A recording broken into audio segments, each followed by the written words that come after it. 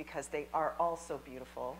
And then with Mom, I was like, I need to do this with my mom. I need to have these memories, not just for me and my children, but for my brother and his kids to have these pictures. And for her.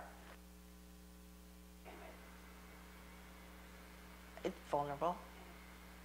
Unworthy. It's that you feel unworthy of feeling like being the center of attention, being special. Definitely that was it. You know, and every little girl dreams about, oh, I'm going to be a model. But to actually sit in front of a camera is really hard. But I think that's what a lot of women feel.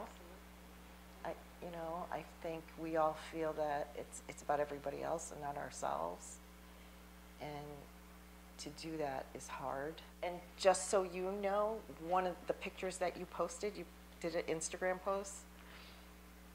And that night, one of the girls, the kids that I work with, she's 21, 22. She said to me, she was like, you have to give me a copy of that. I want that in my house.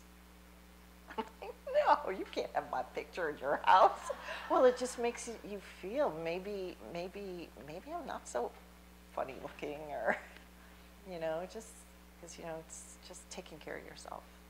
Oh, this is the tough question. How do I want to be seen? I want to be seen as a strong, loving, caring woman who adores her family. That's how I feel. You're welcome. Isn't she great? Yeah, that was great. So a lot of what she said, I think a lot of us can probably relate to. I'll be honest, I'm not a mom, I'm an aunt. And I think of all the times I missed not creating portraits with my nieces, who now two of them are married, and I think, no, it's crazy. All because I felt too fat or too whatever. What's the point? She has these images now, and she has them forever. They're like little legacies she gets to pass on. She mentioned something that she said it was difficult. Bear with me, because this is difficult for me. She mentioned that it's difficult. And you think of it, and it's really not difficult to sit, right? It's not difficult to have your picture taken. But it's difficult to be seen, which is required to have your picture taken. And so I wanted to just leave off with this quote. It's credited to Amelia Earhart. And I don't even know if it's true, because I found it on Google, so who knows? Did I go too far again? Oh, I see what happened. Okay. One moment, please. I'm having technical issues. Okay. Oh, I don't even need my glasses. The most difficult thing is the decision to act. The rest is merely tenacity. The fears are paper tigers. You can do anything you decide to do. You can act to change and control your life, and the procedure, the process, is its own reward. Isn't that great? Even if it wasn't her, I think it's great. So we get to decide. And I am so honored to be a part of this.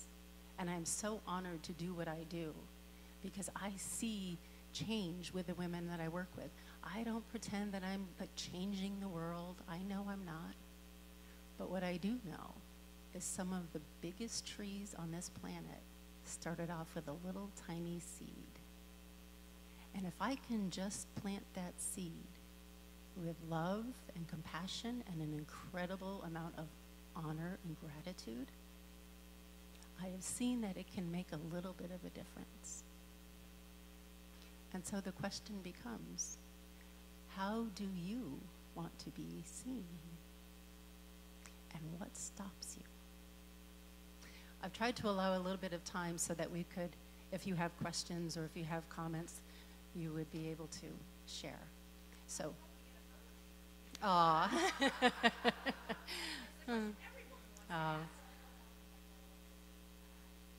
I will come to you. So, thank you. Thank you. you need to stop it because I'm not going to make it. Thank you. Thank you. Okay. Thank you. First of all, thank you, both of you. That is so kind. And hold on to your questions. To answer your question, there's an image over there with a QR code. For the event, I have adjusted my packages, and you would save anywhere from $270 to $2,000, depending on the package you choose. But I don't want it to be about sales, so if you have questions, you just hit the QR code, and it's all right there. Yes, I'm sorry, please. Thank you. Me too. That's why I have to practice it a lot.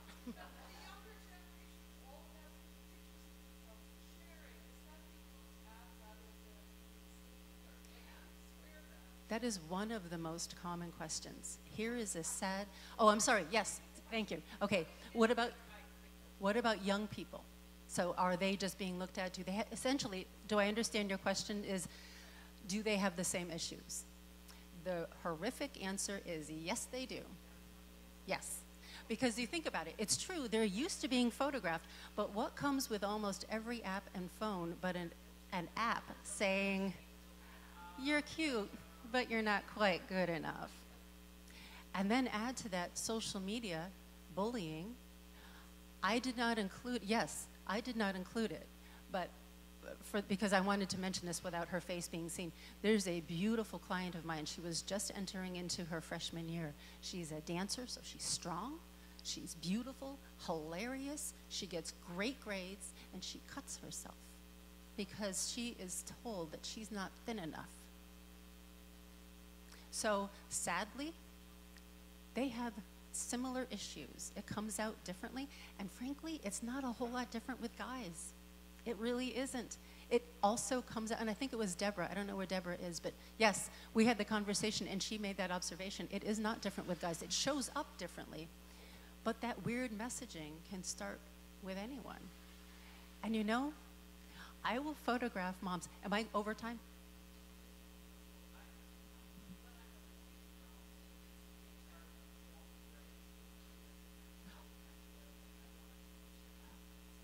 I'll just really quick let you know this.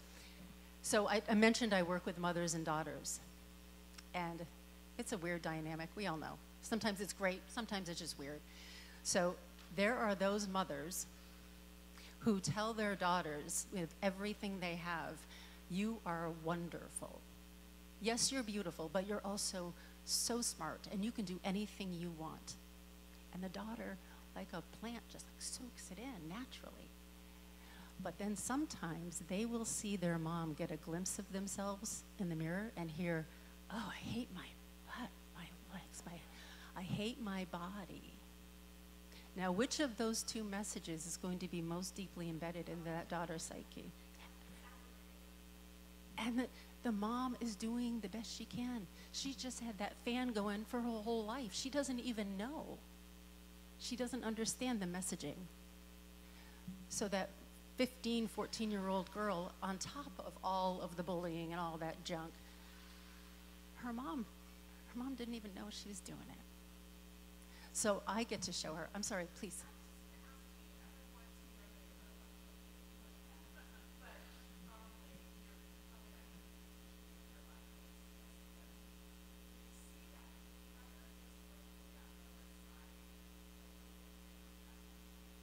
I never bring it up. But what I try to do is point out the things that I love, that I see. That's all I can do. Yeah. Ah, well done.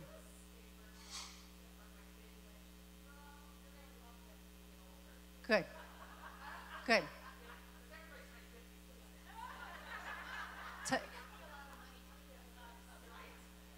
Is your mom still with you? Is your mom still? I'm sorry. Hug her. Hug her and just tell her, thank you from all of us, because that's the way it's done. And I am not criticizing moms. I'm really not. Even the one who said her sister's pretty. I just try to make it positive. Yep. Yep. I just try to redirect. Yeah. Yeah. That's it. Yes, please, Lisa.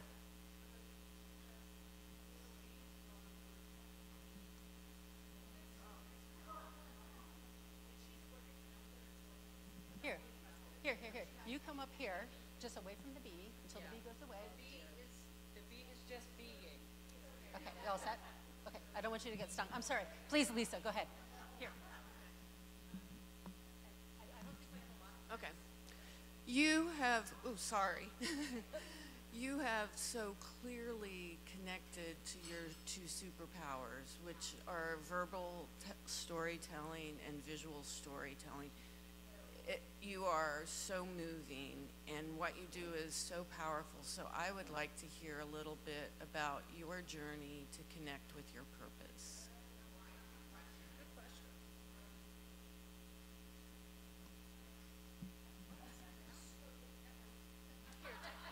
Hey. It's not that kind of group. Excuse me. This was not working. A lot of diving over the sofa, I guess. You know, I still struggle a lot. And I think in that struggle, because I see the beauty in every woman I see, quite literally, I have stopped people in the grocery store and say, can I just photograph you? I won't even charge you. You don't have to buy anything. If you want, you can, but let me just show you what I see. And I think it's because I understand the pain that comes with all of that. I don't know. I don't know how else to answer that. Yeah, but I did the whole wedding scene. Yes, I can tell you that. So I was doing weddings like everybody, and it was fine. Brittany still does weddings, if anyone knows, and that's a hard job, so she's around. Yes. There she is, yes. So I did the weddings, and I lived in St. Louis at the time. My bride, who had just booked me, called me crying, and she said, I'm looking at pictures of myself, and I'm going to look terrible in my wedding pictures. I just know it. If you get a chance, one of my books is on the back, the large square one, and you'll see her on the cover. You will be shocked when you find out that's what she said. And so I thought, oh my gosh, she's like Barbie, and even she feels this way. So none of us are immune. This is just everywhere. So I gifted her a portrait session. I said, next time you're in St. Louis, come on, we'll do this. And I said, bring your dress in case you want to use it, but don't feel like you have to. She hadn't yet been married. And I just wrapped her up in a white sheet, so it looked all saucy. And she started off crying. She brought her mother for moral support. And by the time we were done, she was in her wedding dress, flitting down the main boulevard in downtown St. Louis at night, which has up lights in the street. So here's this girl who started off saying, I'm going to look terrible in all my pictures, flitting around, letting me photograph her. It was amazing. And at that moment, I realized I need to get out of weddings. Because if I can work with a woman and show her her beauty, that's the seed I was talking about. I don't have a problem with weddings, except it's a whole lot of work. But to be able to work one-on-one or with just a few women as generation portraits, to be able to show them their beauty, that's it. That's what I want. I don't know if that answers your question, but okay. Yeah. I know we have to respect time, so I just want to thank you all very much. Lisa. Yeah. I want to hug you. Oh, thank you. Oh my God. Thank you really all for your questions and for your attention. I appreciate it.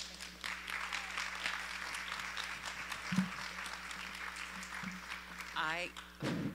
Throughout each of the talks today and yesterday, I sit and look at every one of us. We are drinking this in and we feel it. I think emotionally, this was just so beautiful to see these images, and we are all relating in so many different ways, so thank you. Wow. So our next speaker is going to answer another question, this very personal question. But like Lisa, she's a professional.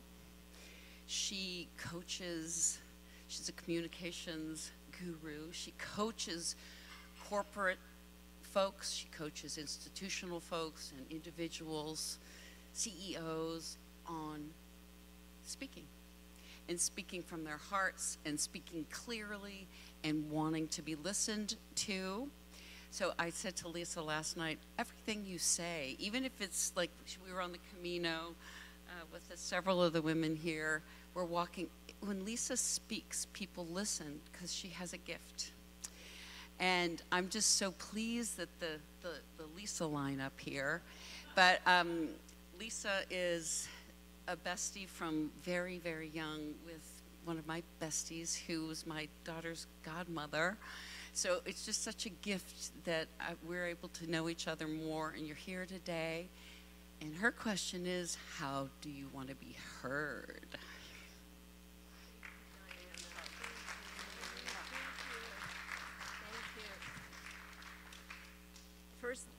First, let me say that I am absolutely overwhelmed by the beauty of this event, the speakers that I've heard, the questions that I've heard from the audience, and what Diana has created here. It's an absolute miracle as far as I'm concerned. So, yes, yes, I teach these things in the corporate world, but having come here and listened and experienced this, I am doing a little change to what I normally do, and I'm going to ask all of you to come on a journey with me and to help me understand how I want to be heard. Because it's a question. When Diana gave me the topic, I thought right away, oh, I know what I'm going to do with this. This is easy. This is what people need to hear. And it's really changed for me. Since I've been here, it's really changed. So I'll start off by saying that we've heard a lot of wonderful presentations about exploring our inner selves. We talked about self-love. We've talked about self-awareness. We've talked about being daring. And we've talked about pursuing our dreams and trying new experiences. All of those things involve looking inward. They involve looking into ourselves.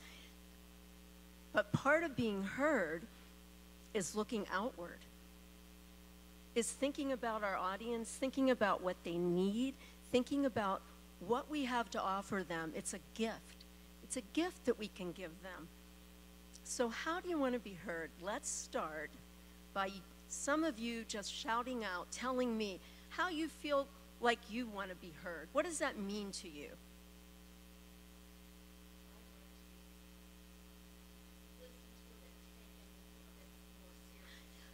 Great. Marty said she'd like to be listened to. She'd like to be taken a bit more seriously. Who else? Inspirational. Shelley?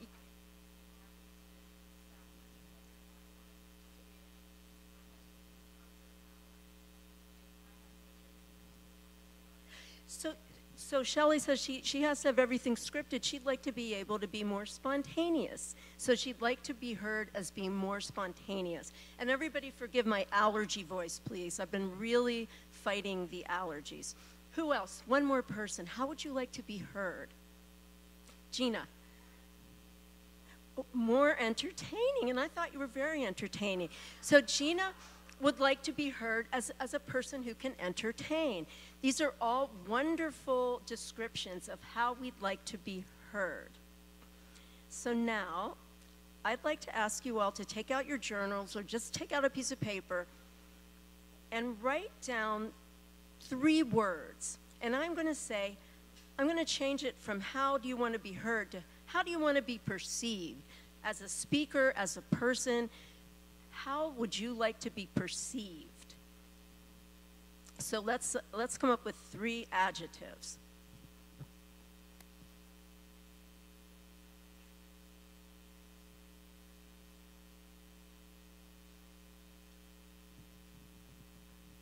Oh, and Alex, well, not yet. I'll tell you when, but when I give you the signal, could you put up the first quote? But not right yet. It's the one by Covey. Yes. It should be, I only have 2 slides, and they're both quotes. And the one is, can everybody hear me without the mic, or do I need the mic? I need the mic. Okay, thanks. I just don't want to sneeze into the mic. That would not be good. Okay, yeah, that's not how I want to be heard. So who has their first, who will share their adjectives? How would you like to be perceived? Credible, provocative, and visionary. I love it. Who else? Rebecca. approachable, kind, engaging, and knowledgeable.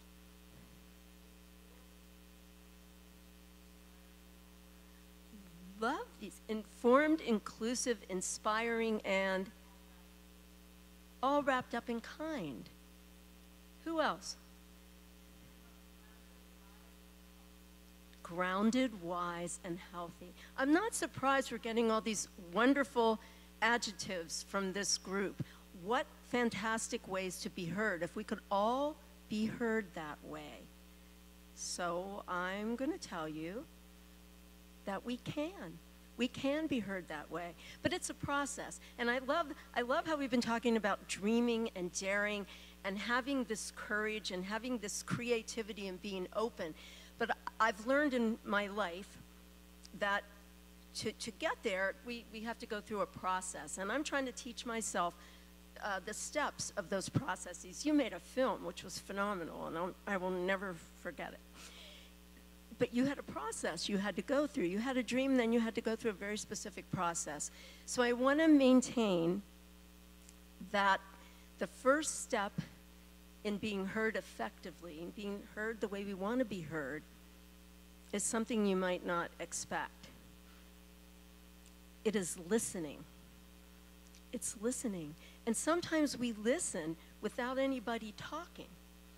Your bodies are always talking. My body is always talking. Wherever we go, it never stops talking. So I can listen to you by just looking at you. And then I can make some decisions about what's being effective, what might not be, just by looking at your faces, your posture, how you're moving, if you're nodding affirmatively at me, which I love. Just all these things are a way of listening. I can also listen to my audience by paying attention to all the speakers who went yesterday and all the speakers who went before me, because they're all telling me who they are, what's important to them. They're sharing things with you, and maybe I don't want to be repetitive, because a lot of what they've shared with you are the things I truly strongly believe in.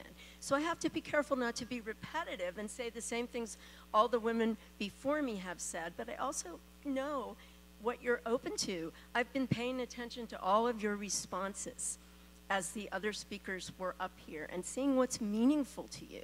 So all that's a part of listening. And then, of course, when people are speaking, we're listening. And now, Alex, could you put up that first slide? I love this quote. It's up. The biggest communication problem is that we don't listen to understand. We listen to reply. And no one is more guilty of that than me. I am always priming for my response. If somebody's talking, and I'm thinking what I'm going to say next. So I'm the person with the answer. I know. And that's something I've had to work so hard to overcome. And I have a lot more work to do. And that requires patience, and it requires a lot of courage. Because it's kind of scary to think you might not get to say what you need to say. So that patience, that waiting, that listening to what people are actually saying so I understand where they're coming from. And I'm still doing a lot of work with that. So listening is the first thing. And what is the most wonderful thing that happens when we listen? We become fully receptive to the thoughts, ideas, reactions, and emotions of others. We can feel and display interest, concern, and curiosity, which is one of the most important things we can display and feel, curiosity, because then we're learning, we're open. We can create a space where conversations can happen more easily, and with the impact of what we say being consistent with our intentions. And when that happens, hey, we establish credibility. We can gain our conversation partners' trust, and we can project an intention of collaboration. And being collaborative, everybody here, this is what's been happening the entire time we've been here. It's a whole experience of collaboration and sharing and being open and vulnerable and making people feel safe. I have never felt more safe in my life than with this group of women. And what Susan was talking about, what Jody was talking about, what everyone was talking about yesterday. It just makes you feel safe so you can share. And this is something with most of my women corporate clients that happens, even ones in positions that are high, and I'm shocked that they would feel this way. They say they are afraid to speak up in meetings because what they have to say might not really be that valuable. And they want to say it. And it's almost like they're sitting on their hands so as not to say, look at me, I'm going to speak now. And half the time they won't come through. They won't speak because they think, well, it's not really that important. Or they'll tell me, well, the men just take over. And we may try to start talking and they'll just step on us and take over and talk right over us. And then we become intimidated and we're afraid to speak up. And we do a lot of exploring ways to not feel that way. And I will admit I feel that way sometimes too. Maybe I just should be quiet because maybe what I have to say isn't right or it isn't that important. So I ask you, what are some ways we can overcome that feeling? If we feel like, well, I'd like to say this, but maybe it's not really that valuable. What can we do? Great answer. I love it. Practice by doing it, so be courageous. It's hard.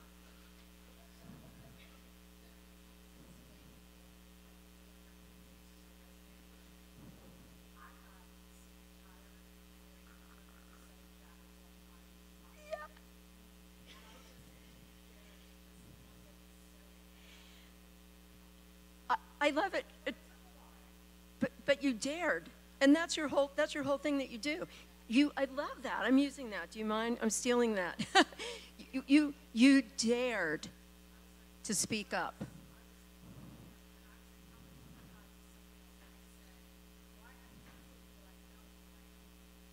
So that's great. We don't need proof, right? We don't need proof. And Jody dared. She spoke up. And it was received. Rebecca.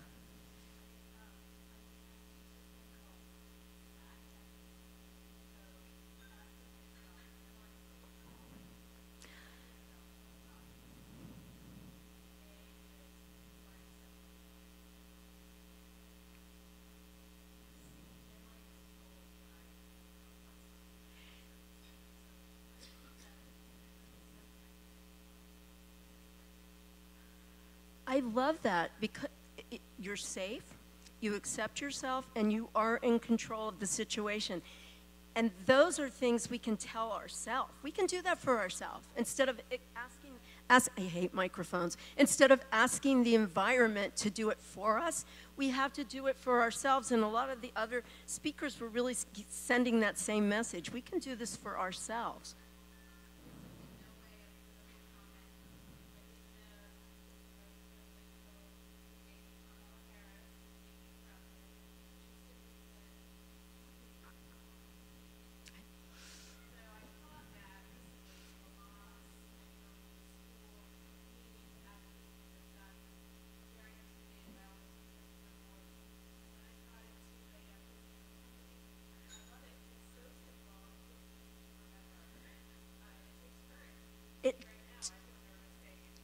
Did everyone hear it? Because it's great. Excuse me, I haven't finished speaking when someone interrupts you. And it does take courage.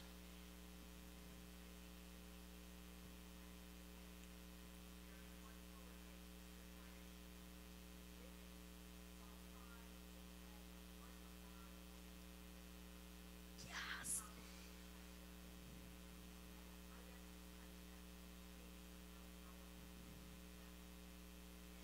We need to stop apologizing for ourselves and not being 100% certain when we make a statement.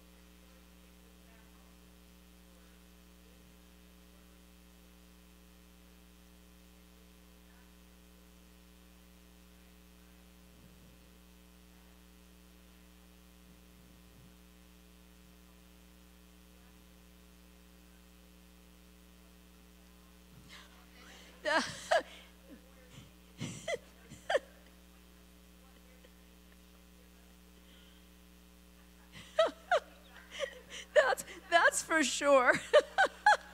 They're not saying anything more profound than we are, that's for sure. Or thinking it.